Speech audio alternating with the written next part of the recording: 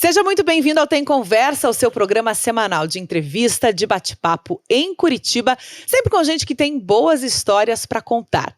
No programa de hoje, a gente fala sobre bem viver, sobre alegria, sobre esperança e sobre vida, mesmo depois de diagnóstico de doenças crônicas. O programa de hoje está no ar com uma conversa super importante para você. No programa de hoje, como eu apresentei, vamos falar sobre vida, bem viver, sobre alegria. Eu recebo aqui uma mulher que é influencer de como viver bem e de como é possível viver ativamente, mesmo depois de um diagnóstico difícil, de uma doença crônica, no seu caso, o câncer. Eu recebo aqui Maria Laísa. Muito obrigada pela sua disponibilidade, seja bem-vinda. Agradeço muito a oportunidade. Prazer é meu.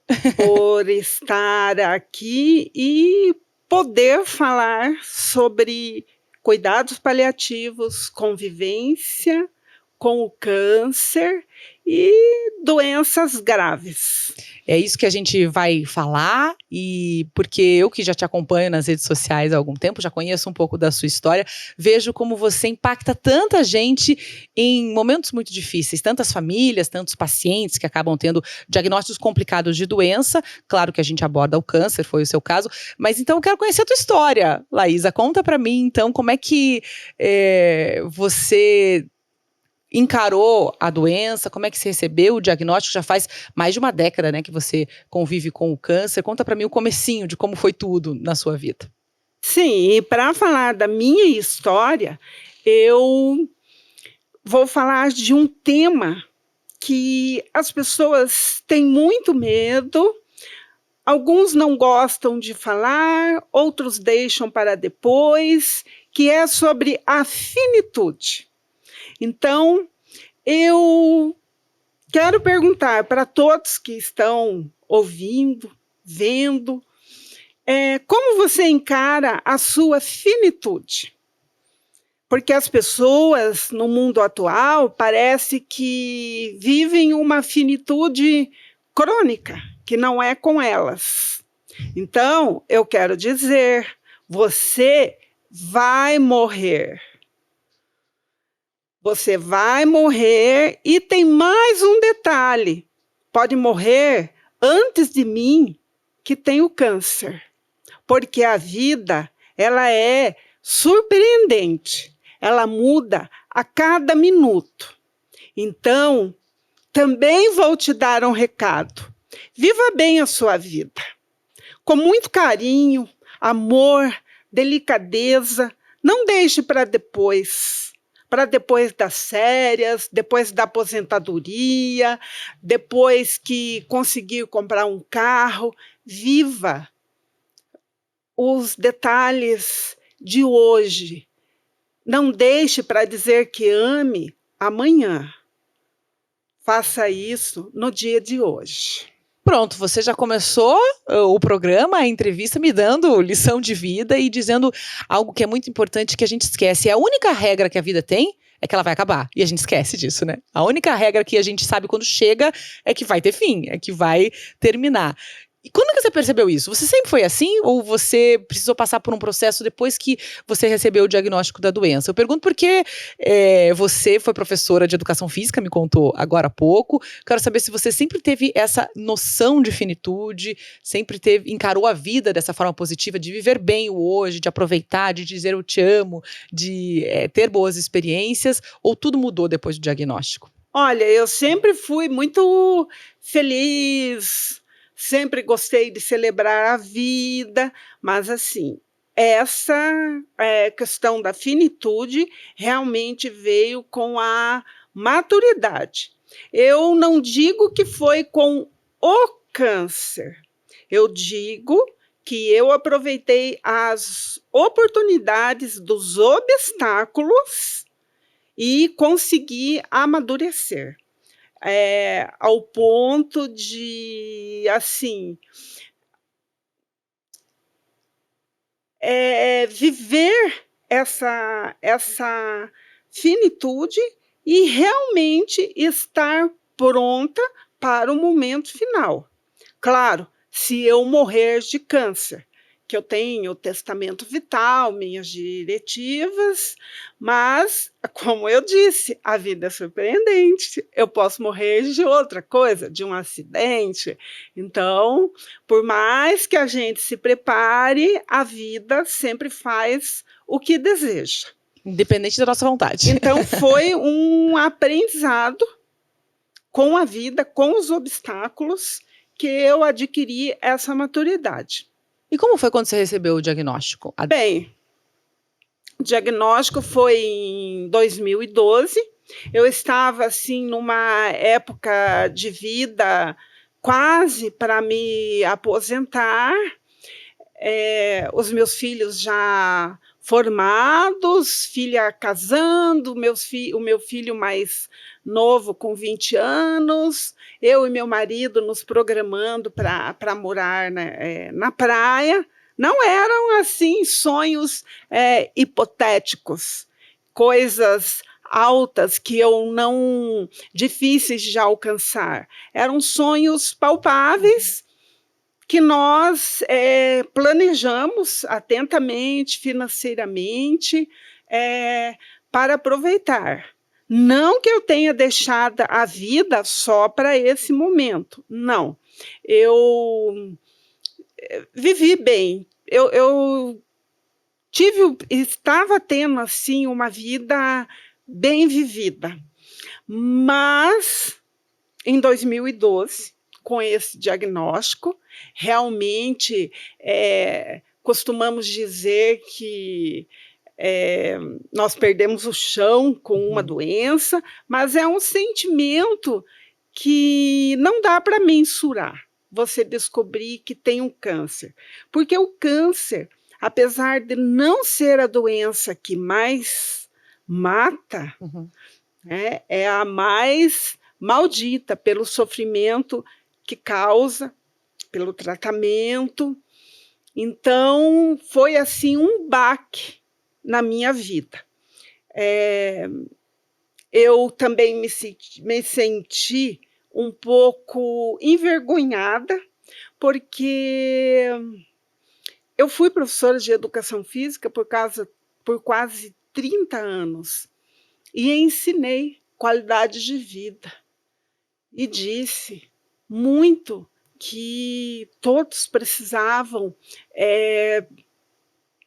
fazer atividade física, se alimentar bem para prevenir doenças. Então eu pensava, meu Deus, como eu vou me apresentar perante meus alunos de vida inteira com uma doença, com o câncer? O que eles vão pensar? Que eu não fiz o que eu ensinei, né? Mas depois de 11 anos, eu viva mesmo com câncer, então eu tenho orgulho por ter feito atividade física, por ter tido qualidade de vida, por ter me cuidado. Esse realmente foi o maior seguro de vida que eu poderia fazer, que é o que está me proporcionando viver. Então, com esse diagnóstico, claro, virou a minha vida de cabeça para baixo, né, na época, porque a gente sempre acha, é uma sentença de morte, né? Não é bem assim. Hoje em dia nós sabemos que a ciência está avançando rapidamente e as perspectivas de vida com câncer ou com doenças crônicas estão avançando bastante. Você teve o diagnóstico, eu agradeço a tua sinceridade, viu, de tocar nesse ponto até de vergonha, porque a gente pensa, quem nunca teve o diagnóstico, enfim, e não conviveu diretamente com isso, pode pensar, a pessoa fica muito triste e é de fato uma barra muito pesada para se encarar, mas às vezes não pensa que pode vir uma vergonha, né? No seguinte sentido de você olhar para trás e falar assim, será que eu não fiz o correto, o que eu sempre preguei, né, o que eu sempre falei, e não tem nada a ver, né? Tem pessoas que viveram a vida toda comendo muito bem, fazendo todos os exercícios, sem nenhum vício, que às vezes se coloca, o tabagismo, o alcoolismo acaba sendo fator de risco, e tá cheio de gente que viveu de forma muito saudável e, infelizmente, acaba tendo também o diagnóstico do câncer. Mas você teve o diagnóstico de câncer coloretal há 11 anos, como você falou, e como foi esse primeiro processo de encarar a doença, de quimioterapia, para a gente voltar ali há 10 anos, um pouco mais, nas vivências que você teve? Bem, na época, quando consegui me recompor, eu pensei, não, vou enfrentar de frente, vou enfrentar, vou...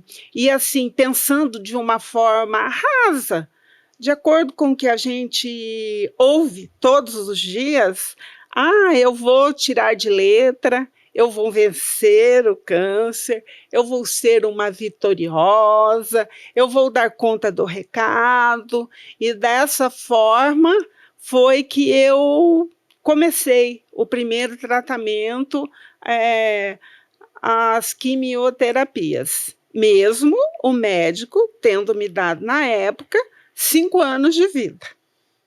Porém, ele me deu 5 anos de vida, mas ele não me disse que eu já era uma paciente paliativa desde essa época, porque eu já tinha metástases. E não sabia, você não soube na época?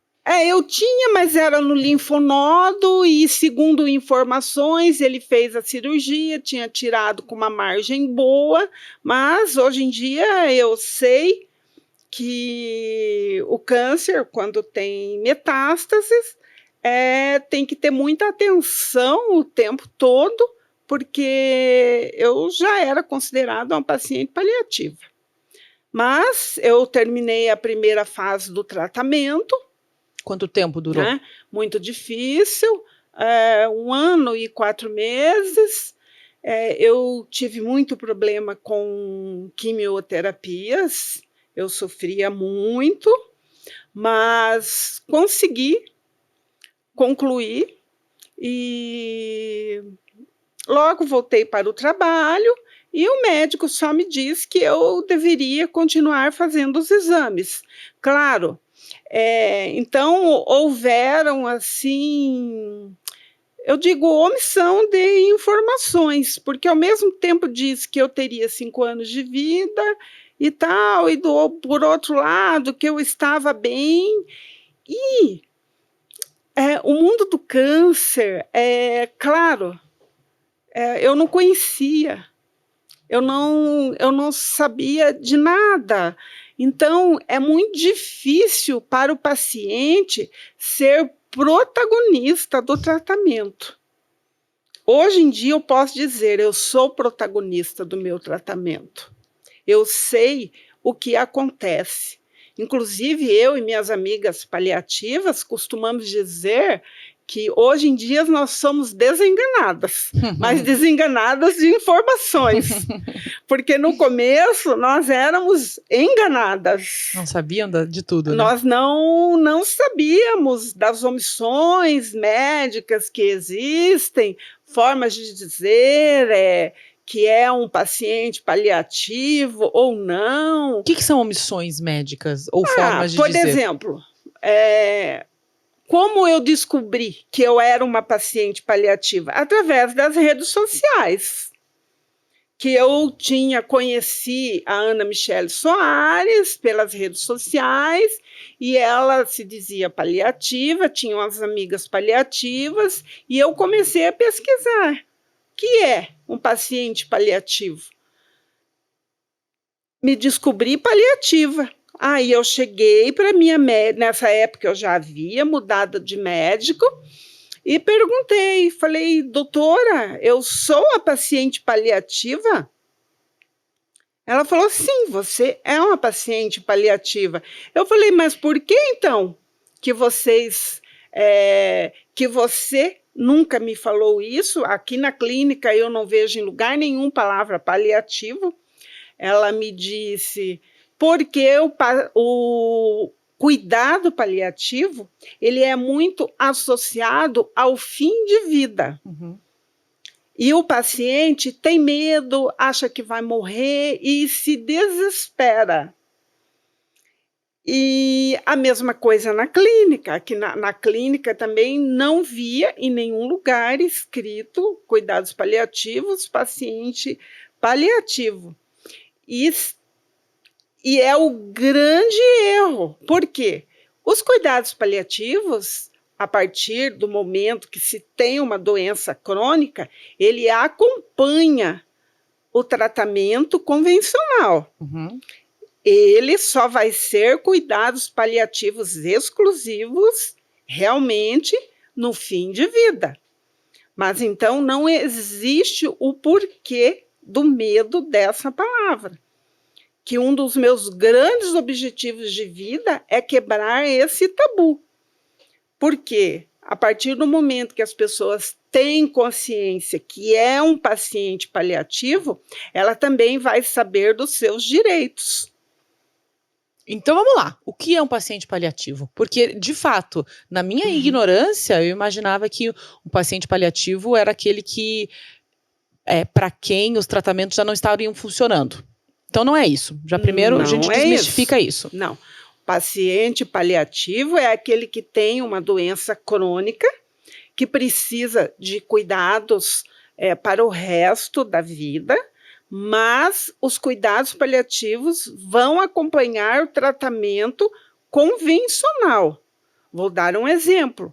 Eu sou uma paciente paliativa, eu faço a quimioterapia, que é um tratamento convencional.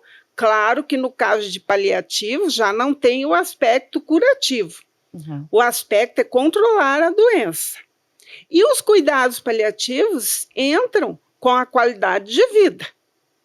Então, por exemplo, que eu não passe mal durante as quimioterapias, tratamento de dor, e envolve toda uma equipe multidisciplinar.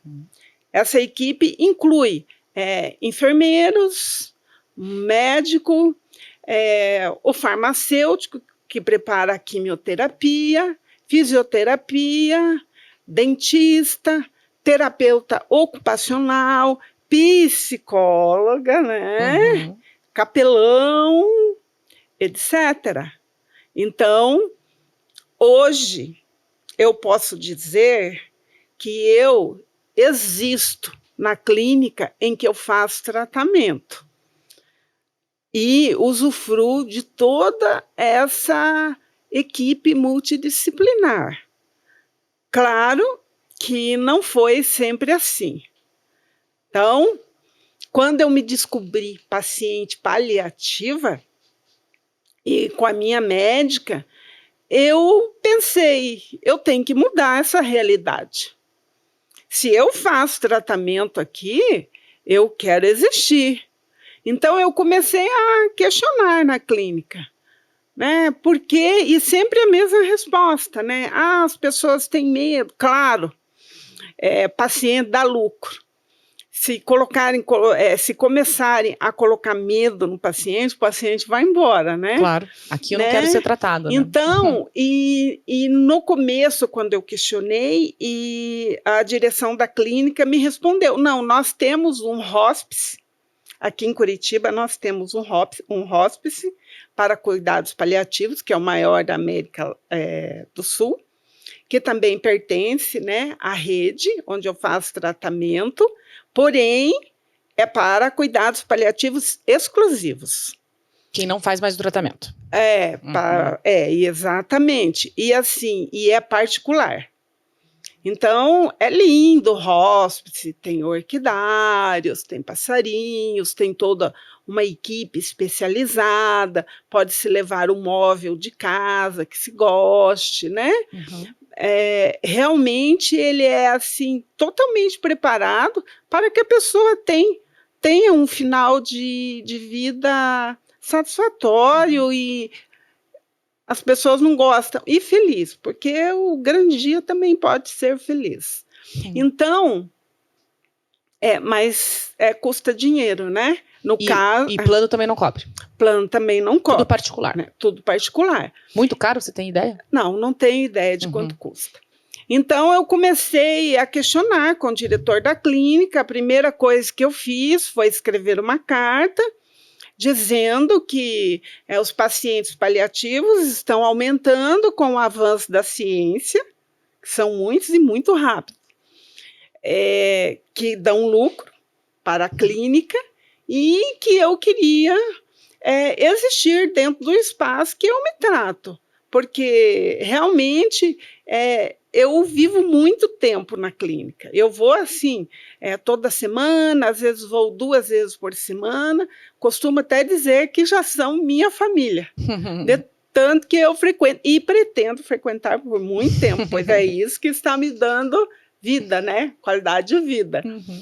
Então, eu comecei, escrevi uma carta, questionei, anexei o livro, que eu também não disse, mas eu escrevi um livro com mais 45 pacientes paliativos, que se chama Contém Esperança. Que lindo. Que nós contamos nossas histórias e o nosso dia a dia.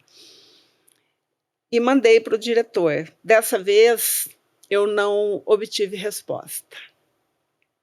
Nunca. Mas eu não desanimei.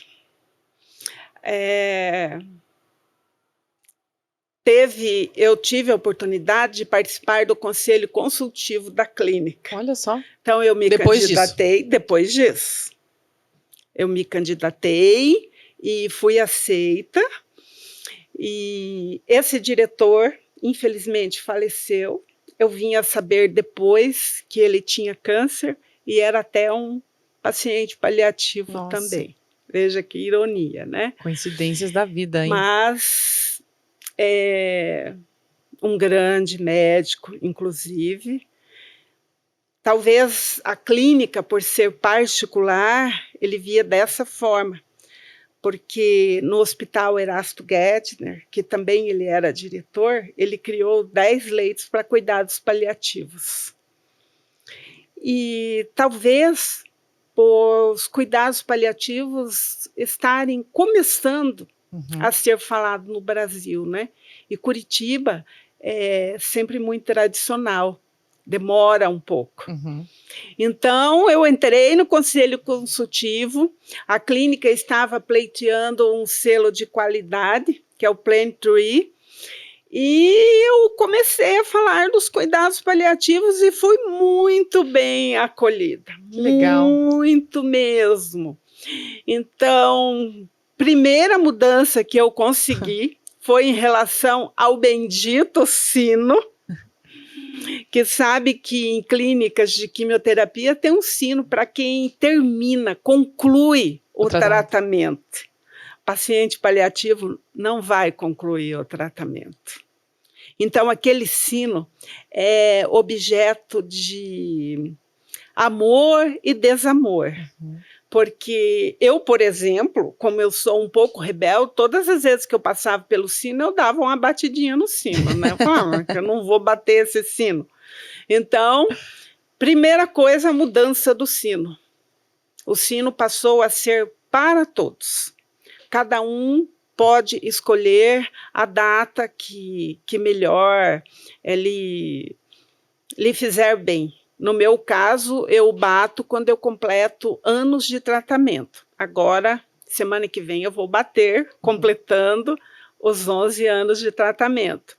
Tem gente que escolhe ao término de ciclos, aniversários, mas o importante é que todos tenham acesso àquele sino.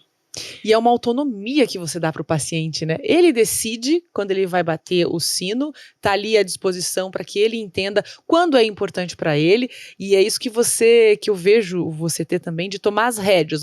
Eu sou a protagonista do meu tratamento. Eu sou a protagonista do meu tratamento. E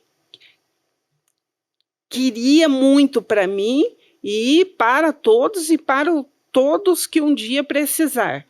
Conheço gente com histórias que morreu com vontade de bater o sino. Ah, que triste. Que morreu porque tinha esperança. Muitos pacientes de câncer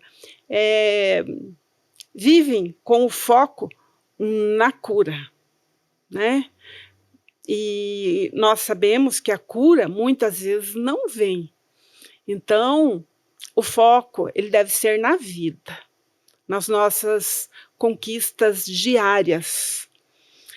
Eu costumo dizer que eu vivo um milagre diário. Quando eu acordo, esse é o meu grande milagre. É o que eu tenho para hoje.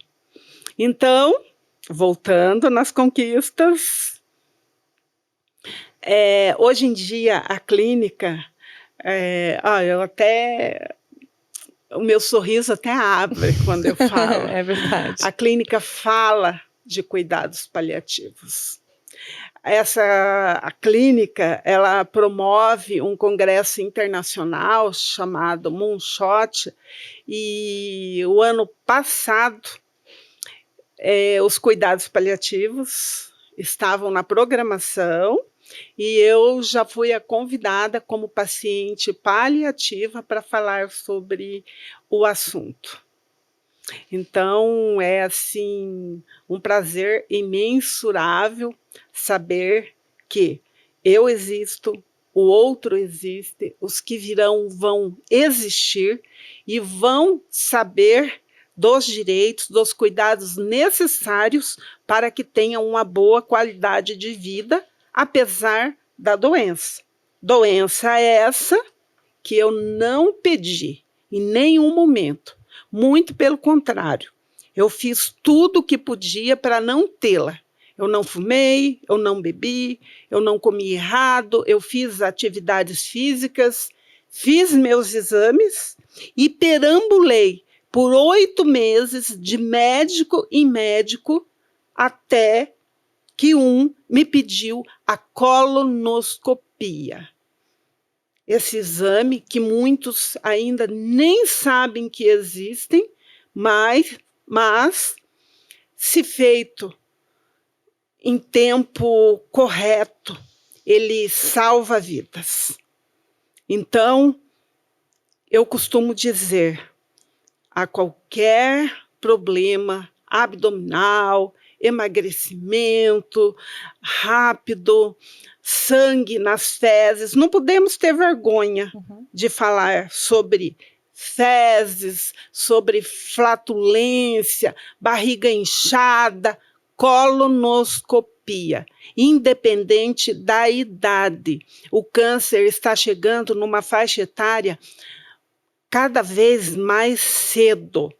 Então, é necessário. E quando eu reclamava para minha médica, minha ginecologista, ela dizia, não, você não faz parte do grupo de risco. Você não tem idade, você não tem família, você não precisa fazer colonoscopia. Então, eu não pedi para ter câncer, mas eu não tive como devolvê-lo e não tenho. Como se fosse uma roupa, como se fosse um sapato em uma loja qualquer. Então, eu tenho que conviver. E a maneira de conviver é procurando sempre Deus segurando em minhas mãos. A minha fé deixou de ser fé de barganha. Porque eu vou falar o que é uma fé de barganha. Eu estou passando, como o outro fala, apurado com a minha saúde, eu vou lá fazer uma promessa para tal santo, para tal santa. Não. Fé é para todos os dias. Independente do que dê certo, não dê certo, a fé tem que estar ali, presente, porque é só com a fé que eu vou seguir adiante. Mesmo tendo essa convivência com o câncer, que eu digo que o câncer não me define. Ainda não conseguiu apagar as minhas características. Eu ouço de muita gente, tenha fé que você vai ser curada. Eu vou ser curada do quê? Se eu sou uma pessoa plena, feliz, segundo a ciência, eu não vou ser curada do câncer. Então, quanta fé mais que eu preciso? Né? Que as pessoas me desejam fé, mas e a fé que eu estou tendo nesses 11 anos de tratamento? Não conta? Tem coisas que não dependem de mim. E eu tenho que conviver. Então, essa minha fé é inquestionável e é inabalável. Deus em todos os momentos. Tem pessoas que chegam para mim e diz, como você consegue ser feliz e estar sempre sorrindo, apesar de ter câncer, essa doença tão maldita, e você nem tem cura? Eu não tenho outra opção. A outra opção seria eu ficar deitada o dia todo, me entregar realmente para a doença. Mas não, eu tenho consciência que o meu tempo vale ouro. O meu tempo, ele é pouco, ele é valioso. O meu tempo, às vezes eu consigo triplicar. Então, não me interessa que eu vá viver até 90 anos. Esse meu tempo, ele tem que ser bem vivido, intensamente. Claro que eu não sou perfeita, né? Eu ainda tenho defeitos, às vezes eu erro bastante. O tratamento é um tratamento, ele é difícil. Às vezes eu me sinto assim, como se fosse numa canoa furada. Eu vou lá, tapo um buraco, aparece 3, aí começa a encher, eu jogar água para fora, mas ao mesmo tempo que eu estou fazendo isso, eu sei que eu tenho que viver. Você está olhando a paisagem, você eu está estou curtindo olhando a paisagem, o passeio. Eu estou olhando as flores e ao mesmo tempo eu estou jogando a água para fora, eu estou lá tapando o buraco com as mãos, às vezes com os pés, mas a cabecinha está lá para cima, vendo perspectivas. Está vivendo, que legal. De vida e felicidade, né? Com certeza. Nos momentos. Eu vejo isso, eu estou sentindo isso, essa alegria, desde quando você chegou até quando você vai contando a tua história, falando sobre as suas vivências aqui para mim. E você falou em um dos momentos sobre o que as pessoas dizem, de tenha fé que você vai ser curada. O que as pessoas ainda dizem que não precisam dizer e como as pessoas podem ajudar também nesse processo, com palavras ou com apoio, estar presente? O que você vê também de outras pessoas que não passaram por esse diagnóstico, que não sabem como é viver e acabam se embananando todo quando estão tentando ajudar, tentando de alguma forma confortar? Então, as pessoas não falam por querer. Lógico. E, claro, retratam a maneira de dizer da nossa sociedade em relação ao câncer. Então, além de tenha fé, você vai ser curada, amanhã você vai estar bem, isso passa. Nós sabemos que não é assim. Então, a melhor maneira sempre é um abraço, olhar realmente nos olhos, ouvir, se a pessoa quiser dizer, se oferecer, né, para uma ajuda, acompanhar um médico, convidar para tomar um café. Adoro essa parte. Você gosta de estar presente ali com as pessoas também. Então, tem dias que realmente a gente quer falar, tem dia que não quer. Então, essa é a importância de deixar a pessoa à vontade, né? Evitar comentários sobre aparência física, tipo, cabelo nasce de novo, isso é o de menos. Não é bem assim. Para a mulher, o cabelo não é assim, amanhã nasce de novo. Para a mulher é muito importante, tanto que em salas de quimioterapias, as meninas, as jovens, qualquer uma, gosta de ir bem arrumada, porque significa vida. Então, gosta de passar um batom, tem as que usam lenços, as que usam perucas bonitas. Então, isso é vida. Você entra e enxerga vida. Gente vivendo aquele momento com aquelas gotas que podem ser malditas, de efeitos colaterais, mas, por outro lado, elas são mágicas. Elas são bênçãos, porque são dali que vem a nossa vida. Então, nós vivemos essa controvérsia diariamente. Machuca, mas cura a alma. Nós temos a alma curada. A nossa vida é plena, mas as pessoas precisam aprender isso. Esse aconchego, esse abraço, esse olhar nos olhos, esse se oferecer, se colocar à disposição, em vez de conversas rasas, reproduzidas pela nossa sociedade. Parar de dar receitas milagrosas. Até hoje eu recebo 3 litros de chá de gavriola por dia, bicarbonato com limão. Gente, uma pessoa fazendo quimioterapia, ela vai conseguir tomar todos os dias cedos bicarbonato com uma colher de limão?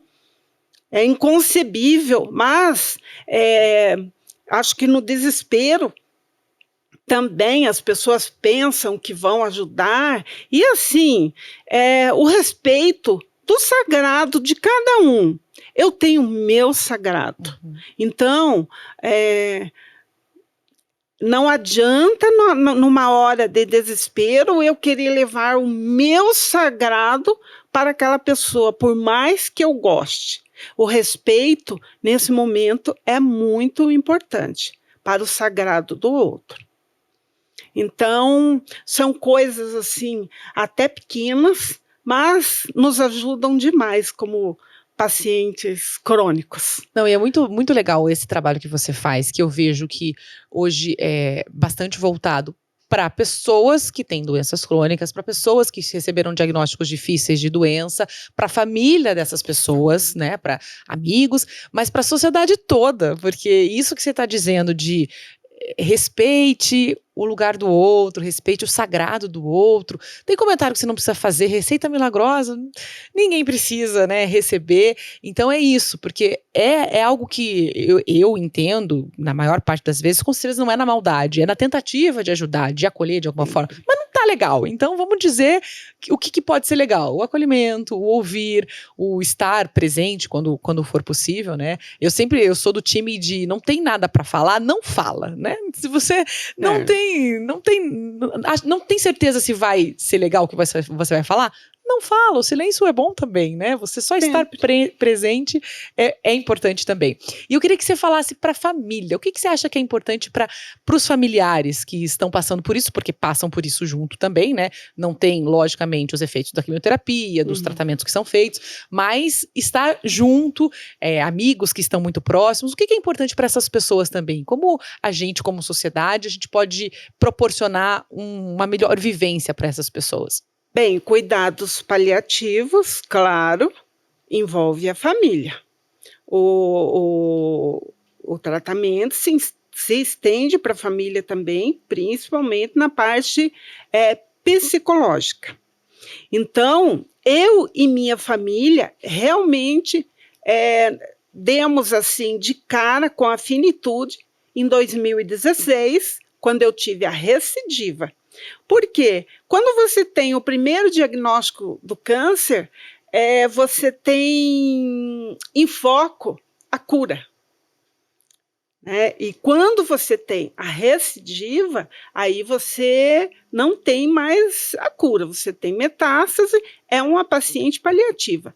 Então foi assim, nesse momento, que eu e minha família nos aconchegamos ainda mais e percebemos que nós precisávamos mudar em algumas coisas, porque a morte estava realmente batendo a nossa porta, né? Essa morte que a gente acha que vai demorar muito para acontecer, ou então que vai seguir o ciclo natural da vida, né? Lá, morrer com 70, 80 anos, o pai e a mãe, a gente acha que está longe, mas não, ela estava próximo. Então, nesse momento, nós nos aconchegamos bastante, passamos realmente a dar valor a coisas que tivessem muita importância, como, por exemplo, a nossa história. Uhum. Eu sempre gosto de dizer para os meus filhos que nós sabemos da nossa história. Então, nós sempre devemos contar um com os outros e temos que preservar esses laços, apesar da minha ausência. Então, eles perceberam.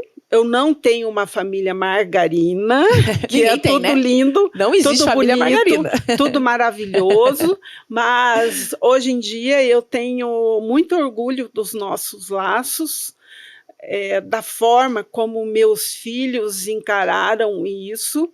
Meu marido, meu grande companheiro, cuidador. Nós sabemos que no Brasil, infelizmente, as estatísticas são muito ruins para as mulheres que têm câncer. 70% das mulheres são deixadas pelo marido com o diagnóstico. Além do momento difícil, elas passam a ter problemas financeiros. Então, nós não podemos esquecer dessa falta de companheirismo, solidariedade, que o ser humano, né, com tantas invenções, tanta modernidade, e o básico ele não consegue manter num momento tão difícil como esse. Então, agradeço todos os dias ao meu marido, meu cuidador, meus filhos que são presentes o tempo todo, juntinho, e sim, é muito, muito satisfatório. O que você diria para esses homens, né, que quando recebem um diagnóstico, quando tem que conviver com momentos muito difíceis, o que você gostaria de ver como sociedade, os homens também fazendo? Eu estou falando especificamente dos homens, porque são as mulheres, né, que são abandonadas de maneira geral. A estatística mostra que é bem maior, né? Olha, eu gostaria de dizer que a vida, ela pode ser tão profunda em relação a sentimentos, em amor, que como que as pessoas conseguem ser tão superficiais ao ponto de não amar alguém que esteja ao seu lado e precisando de apoio nesse momento tão difícil? Para onde caminha essa humanidade?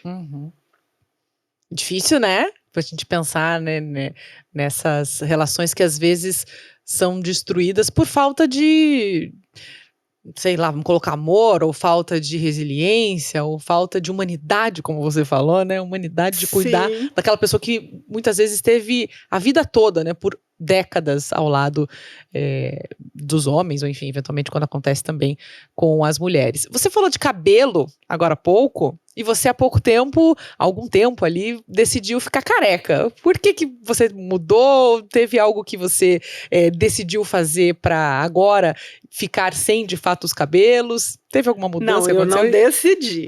É um protocolo que eu estou fazendo que cai o cabelo. Porque o câncer coloretal, os quimioterápicos geralmente não derrubam o cabelo.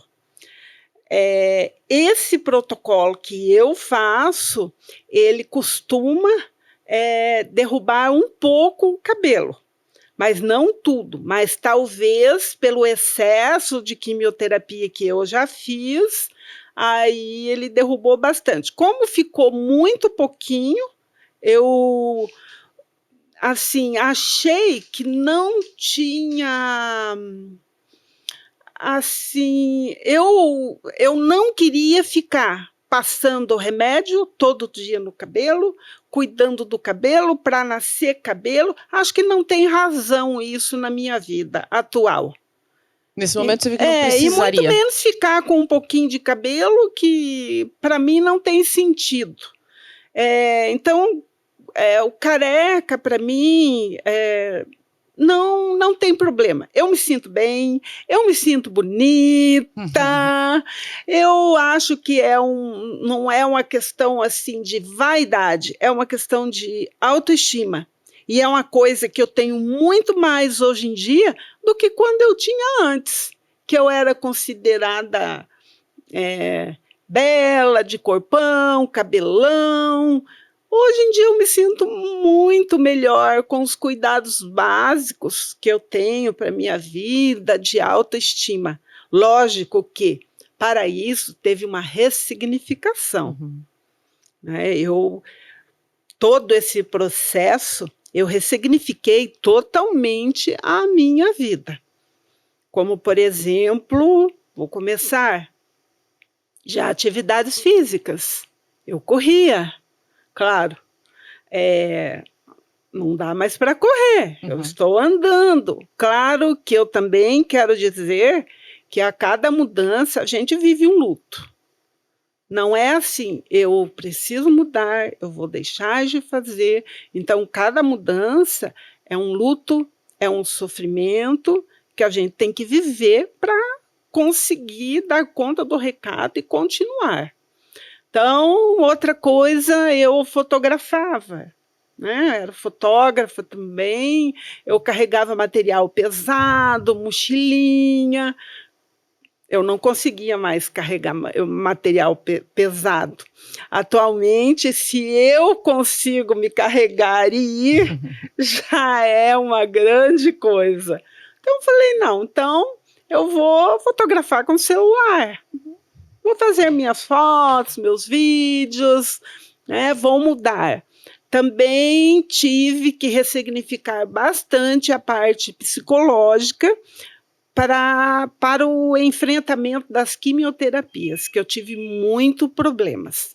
Então, eu aprendi a fazer crochê, que o crochê se assemelha a uma meditação. Se alguém me dissesse há 10 anos atrás, você vai fazer crochê. Não, eu ia rir muito. Falar, não. Então, eu aprendi a fazer crochê, eu aprendi a pintar pano de prato para fazer bem para minha cabeça, que eu preciso disso para viver, muito. Eu planto rosas, eu planto orquídeas. Então, a ressignificação da beleza. Eu era assim mais vaidosa com relação a cabelos, a corpo. Hoje em dia, eu me sinto muito satisfeita, muito mais do que antigamente com o que eu tenho. Então, essa ressignificação foi sofrida, mas foi maravilhosa.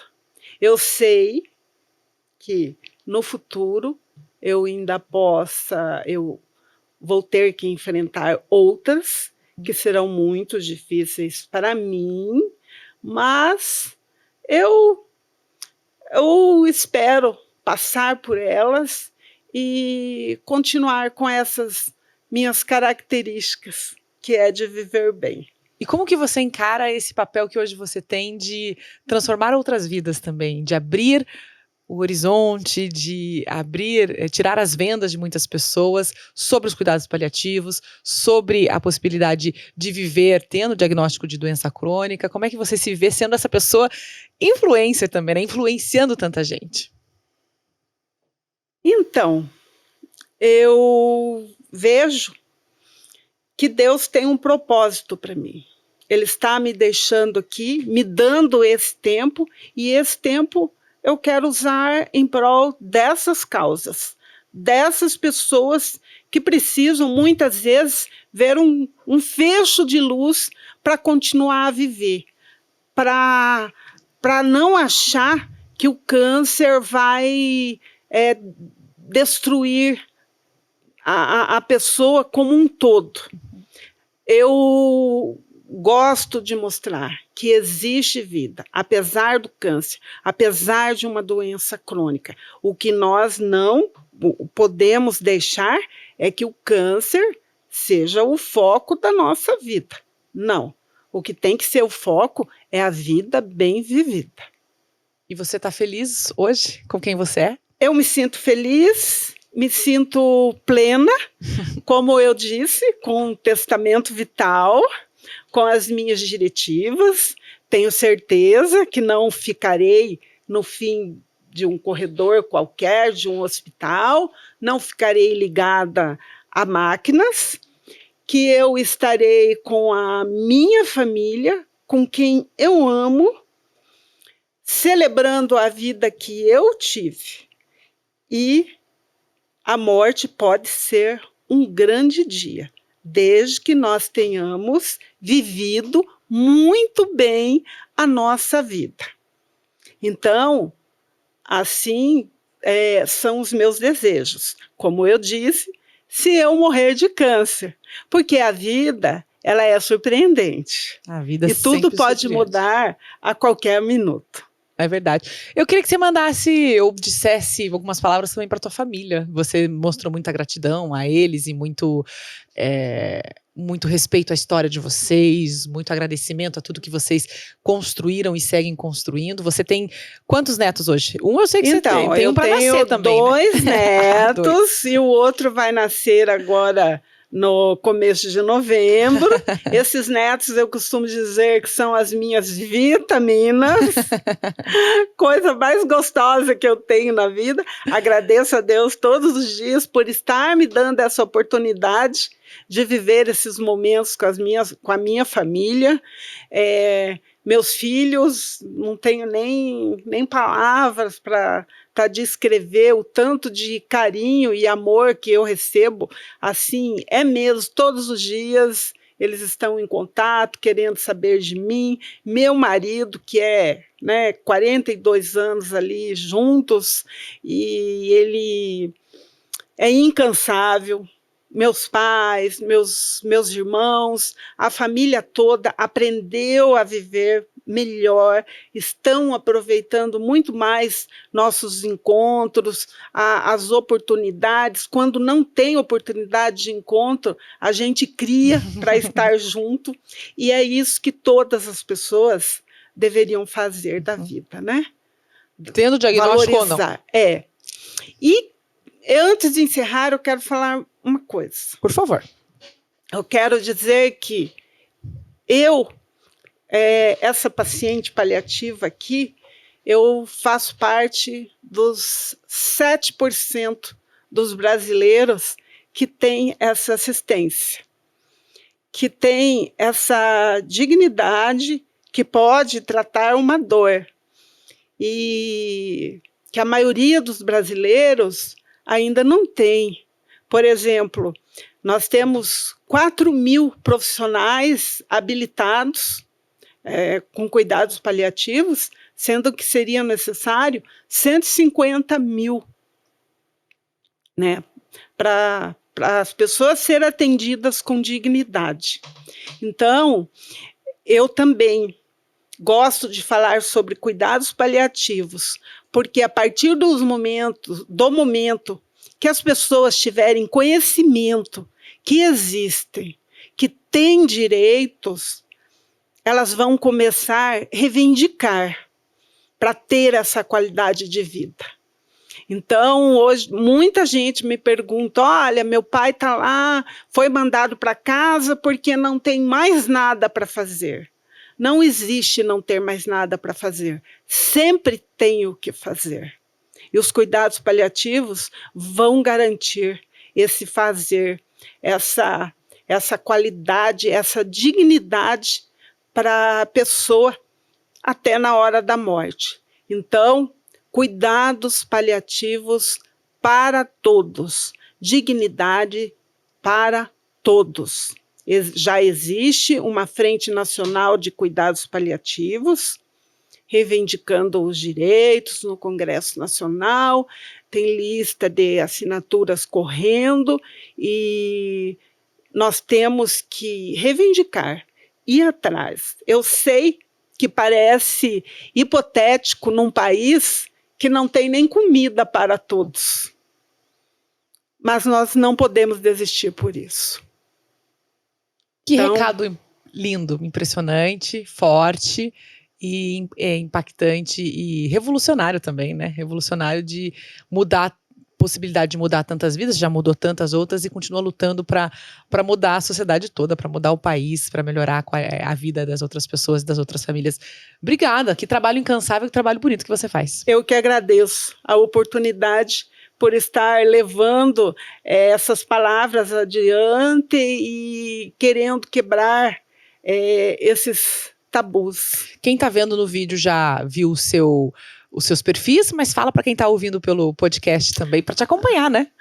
Então, Maria Laísa Sampaio, @vida a vivida. Vida vivida ativamente, né? Paliativo. Eu acho muito boa essa brincadeira. Obrigada. Que você encontre sempre amor por onde você passar, que você encontre muita alegria, muita vida, sempre na presença de quem ama muito você e de quem você ama também.